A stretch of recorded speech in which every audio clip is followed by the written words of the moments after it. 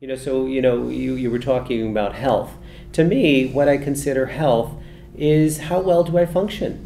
So we talk about cardiac health, right? So how well is the heart functioning, right? So when we talk about mental health, I like to think about how well are we functioning mentally. I frequently use this example that if we're standing at the door checking it for 40 minutes, well, that's one scenario. If I can check it 3 times, yeah, I might have a little 10, 20-second routine, but it doesn't cause a problem, right? If I'm standing there for 40 minutes and now I'm late to work because I was obsessively checking the door to make sure it's locked, clearly now it's in the way, it's getting in the way. So the way I like to think about mental health is how do my belief systems and biology, as well as the other social and spiritual aspects, how do those impact my ability to function in this world? And I'm actually looking as if I were a camera watching what we're doing and what we're talking about, and wondering, how can we communicate about these things in such a way that the viewer can maybe even have their own breakthrough. And I don't know if we can anticipate this. I'm not sure. I don't think we can script it. But I want to be mindful of that. I think it's possible that actually people could observe a conversation that's happening about something, a certain content area, as our conversation is going, with a certain level, hopefully, of sincerity, and have a light bulb go on. And have a light bulb go on. Absolutely. Yeah. Absolutely. Yeah. I mean, frequently, people will ask me, once in a while, not frequently, but once in a while, somebody will say, "Do you really think this works?" And they're referring to talk therapy. And I'll tell them, if I didn't believe it, I wouldn't be. You mean the old-fashioned kind? You mean the good old-fashioned go in and talk about your problems? To your patients. Actually talking. What a concept. Talking to your patients. Unfortunately, well, some would argue this point, but I think it's unfortunate that ever since a lot of the medications started coming out in the 80s, early 80s, a lot of physicians, I think specifically psychiatrists, figured out very quickly that they could see more patients per hour if they were doing med management versus if they were spending 45-minute sessions talking to them, doing good psychotherapy. Now that does I don't. So it was all about the Mercedes payment. Well, is it possible? Unfortunately, I think. I think that way about actually general physicians who look in your mouth, and basically that represents a Mercedes payment, and maybe that's why medicine has evolved or devolved to that point. Well, was it greed that actually might have created that? Well, I remind people, every field has its average, it's like a bell-shaped distribution. You got your 60, 80%, whatever that initial plus and minus 2 standard deviations is. I think it's 84%, but you have the big chunk of most, and that exists in any field. You're going to have your top airline pilots, you're going to have your top physicians, and then you have just a lot of average people, average performing professionals. So there are some excellent psychiatrists that still believe that you got to do both. You have to be able to be a psychotherapist as well as use the tools of medication, both simultaneously when appropriate, to treat the individual. In fact, it's not even just about that anymore. I think really the future of medicine is about preventing disease. I also tell people, listen, when you hear something underneath the hood of your car, you can go in then, or you can get towed in off the highway. Either way, you're going to have to address the problem. Denying it, turning the volume down with drugs or alcohol, essentially not dealing with the problem is only going to make it grow. So we must deal with it. So really the future of medicine is integrative medicine, is the title that's been assigned to it. Integrative, integrating both conventional and non-conventional, alternative, complementary medicine, Chinese medicine, Ayurveda from India, Tai Chi from China, acupuncture, mindfulness training, meditation. I mean, all of these aspects now are very important to being healthy. Being healthy. A little bit later we'll be talking a little bit more about your book, and that shall go nameless at this point, I guess for reasons of publishers that's the agreement editorial and so forth. Yes. But is that kind of the thrust of your book, to kind of look at kind of a multi-thronged approach to mental health and wellness? You know what it is? It's exactly that, but very much from my take of it. Did I say thronged? I meant pronged. Sorry. Okay. But this idea that it's a handbook to life. all the things I wish I would have known in my early 20s, that I had to discover, even though I think that had a purpose in it. So now that it allows me to be, a teacher of those topics.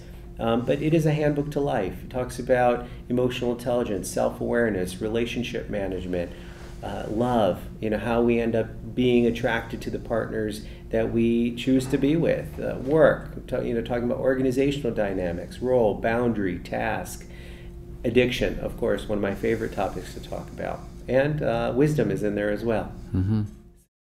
Well, actually, I want to jump to parents and children. I can't think of a more fundamental kind of a reaction that takes place, and certainly the way we train our children, or the way that we were trained by our parents. But what part would you say that parents play in the state of mental health of children? Do you think that actually the karma or the destiny of the individual has equal influence upon how a person's life will turn out, or would you say that actually the intervening factor is the parent's influence on the child? I would say it's both. I think we can't really take the water, out of the fish tank, right? You can ask, it's like a fish looking for the water, and of course it's all around it. Children learn from their caretakers, period. They take in these beliefs, and most of our beliefs are taken in before the age of 10. So really, what does that mean? We're all walking around with childhood beliefs in our head, for the most part. So what we have to do is, like, every software has its update. We have to update our software. We have to look for where are the errors in my belief systems. So Dad going to work, and me glued to the front door didn't mean he didn't love me. Or my mother, after moving here from India, her crying didn't mean that I wasn't valuable, right? So these are some of the things that I've had to tease apart and to understand what was really the basis of my belief system. So now my mother didn't know that's how I was interpreting her crying and her difficulty in adjusting, in this country. But as a 5-year-old kid, that's what I interpreted. And clearly that wasn't accurate. So we have to go back and look, right, as to what happened in our story. Now, as far as spiritual goes, I think, keep in mind, even when I'm interacting with you, it's our karma or our spirituality is interacting together. So I think parents and their children, their spirituality is acting together, right? Think about the Buddha, right? Or when they tell, not the Buddha, the Dalai Lama. That's what I was saying. Think about the Dalai Lama, right? They take this 3 or 4-year-old. Well, if it's true for the Dalai Lama, it's going to be true for the Buddha as well. That's right. Otherwise, there's a disconnect there, which the Dalai Lama would have to be responsible for explaining. Right. Well, actually, I agree. I mean, if it's true for one, it's true for all. Sorry, go ahead. Right.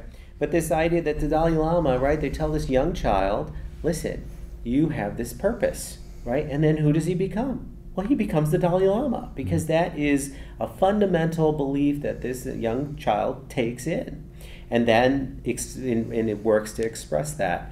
How often are we asked when we're children, what our purpose is, right? How often are we asked those questions from our parents? I think this is how we end up feeling lost. In fact, the addiction problem, especially opiate use, prescription pill abuse, heroin use and abuse and dependence, all these things are huge problems right now. And I think our younger generations are in quite a bit of trouble, actually. Earlier I referred to one of my patients that had recently passed after graduating college. Very painful, but real. So the question in my mind is, how can we get people back on track? How can we get people back on this purpose-driven highway, as I like to call it? We're going to go out on this question.